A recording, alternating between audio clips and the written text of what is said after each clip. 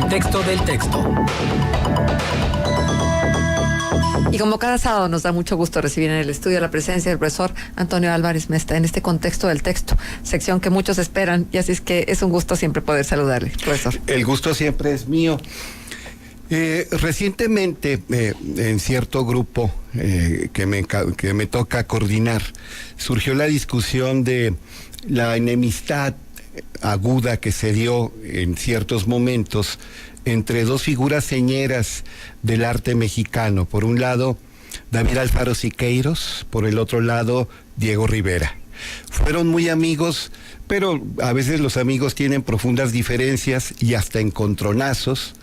Y aunque los dos tenían una visión social muy comprometida y abrazaban a final de cuentas la misma causa política, el socialismo de inspiración marxista, pues a Diego Rivera lo expulsaron del Partido Comunista Mexicano y lo expulsaron de la Unión Soviética una temporada que estuvo allá, en tanto que Siqueiros siempre fue fiel al modelo soviético y en particular stalinista del marxismo.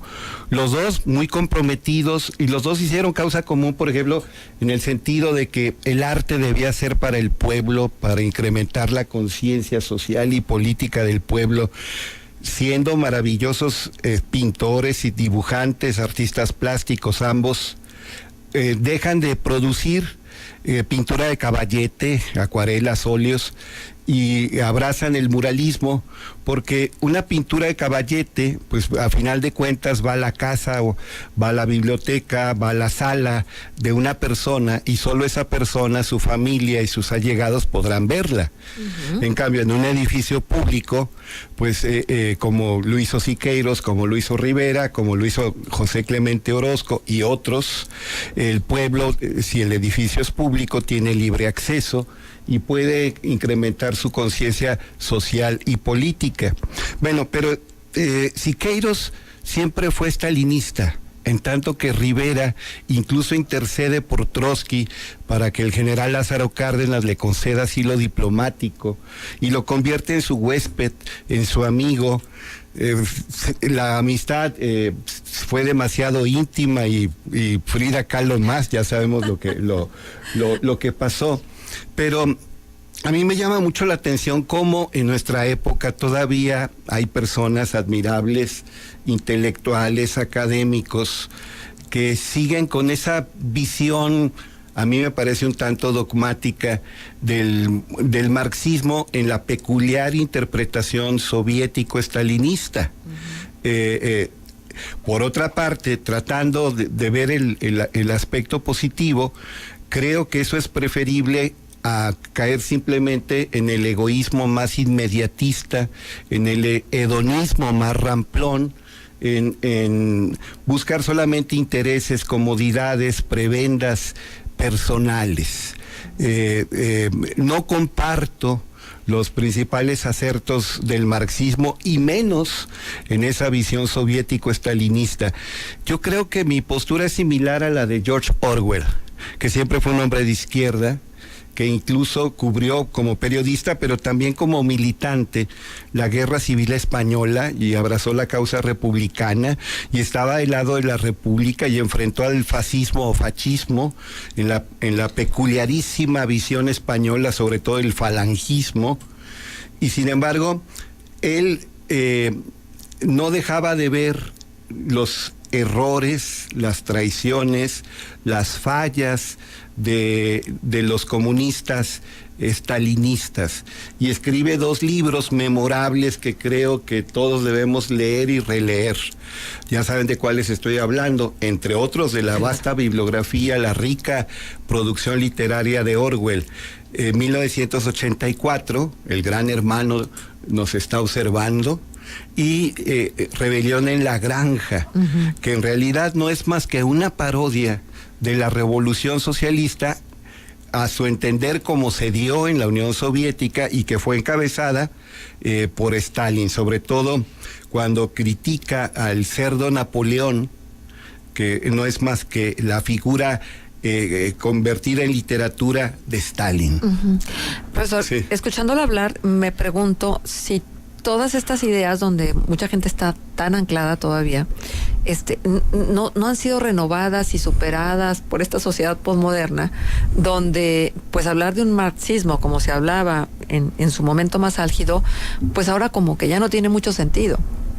Sí, yo abrevé en el marxismo, leí entre 1978 y 1983 todo lo que encontré de Marx, Engels, Lenin. Luego me metí con otros teóricos. Incluso una de las licenciaturas que estudié, ciencia política, fue porque hubo una época en que me sentí marxista. Curiosamente, un sacerdote muy culto, no digo su nombre, decía: tú siempre estás leyendo. Te propongo algo, te voy a poner 100 cada mes si lees estos libros y vamos a platicar un ratito cada mes y me demuestras que los leíste y te pongo 100. Y me prestaba puros libros de marxismo y me contagió esa fiebre. Que si el marxismo sigue siendo vigente, yo creo que Marx es admirable y tiene una visión muy penetrante. Creo que conviene seguirlo estudiando. Él era todo menos dogmático. Él decía: yo no soy marxista. Él deploraba que se convirtiera una visión sociopolítica en una especie de religión.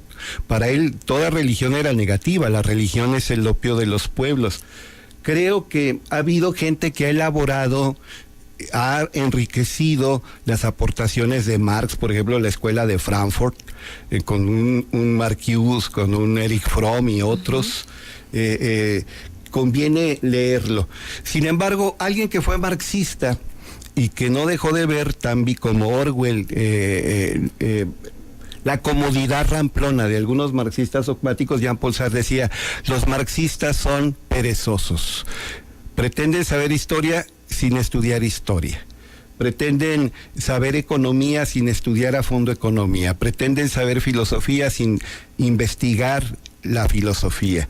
Él era admirador de Marx y sin embargo tuvo encontronazos con el Partido Comunista Francés. Escribió un libro también memorable, Crítica de la razón dialéctica. Y ahorita que usted me hablaba de Mao, que entonces lo pronunciamos Mao Zedong, ahora todos le llaman Mao Zedong, el gran timonel de la revolución china que triunfó en 1949. Mao engatusó, usó ese verbo tan mexicano, sedujo, convenció, persuadió a muchas figuras señeras, entre otros al mismo Jean-Paul Sartre y a Simone de Beauvoir, que consideraban que el marxismo chino era más bien el socialismo chino era más fiel al espíritu de Marx que la versión soviética que ya se había burocratizado. Sin embargo, vinieron los horrores de la revolución cultural. Aquí hay un oxímoron perfecto: revolución cultural, que no era más que la represión al libre pensamiento, la persecución de intelectuales, la hostilidad a los artistas, la imposición a rajatabla de un pensamiento único. Fue algo atroz. Y si Stalin derramó mucha sangre, más que Hitler, Mao Zedong superó, o Mao Zedong como se dice ahora, superó al mismo Stalin. Entiendo la vigencia de las propuestas, porque hay propuestas que nunca fenecen, sino yo diría ¿se ha renovado realmente el pensamiento marxista?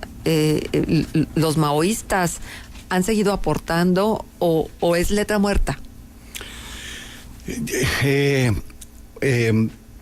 El marxismo existe, tiene vigencia, hay gente genuina, comprometida, con visión de trascendencia, pero muchos la han convertido en letra muerta, que repiten sin ton y son, que gritan como consignas.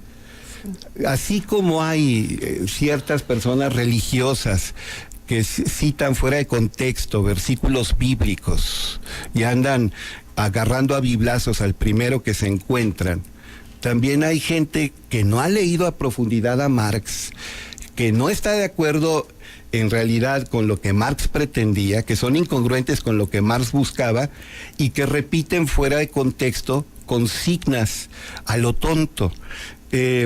Insisto, Marx hay que estudiarlo.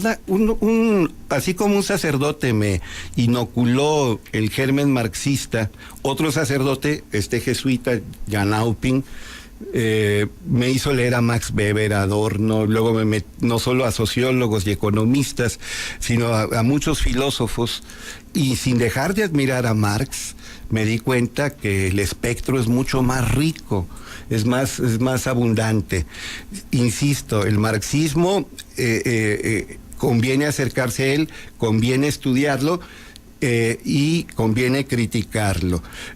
Hay que rechazar la falacia del camino único, que por cierto, ahorita que hablaba de Siqueiros, en determinado momento Siqueiros dijo, no hay más ruta que la nuestra. Es decir, en el arte puro y es una desviación burguesa, no hay más ruta que la nuestra. ¿Cuál? La de la difusión propagandística de una doctrina que supuestamente iba a contribuir a la emancipación de la gente explotada. Uh-huh. Eso tiene su valor intrínseco, no estoy desconociéndolo, pero la dogmatización, el fanatismo, el pensamiento único me parecen falacias que conviene desterrar para siempre. Ahora, marxismo, maoísmo, etcétera, ¿resabios quedan y se transforman en populismo?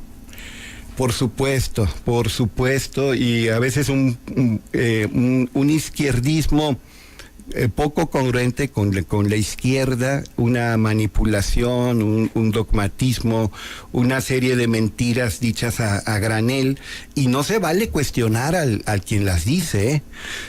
A Stalin lo veían como el padrecito Stalin, y era un traidor a la causa proletaria quien se atreviera a discrepar un solo punto de Stalin.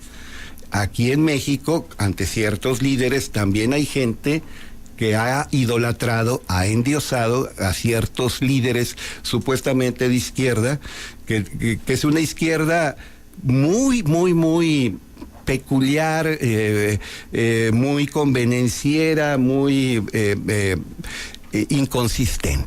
Pero también hay una anacronía metida, ¿no? Como el Estado soy yo, al mero estilo de los Luises. De Luis XIV, el État c'est moi, el Estado soy yo, ¿sí?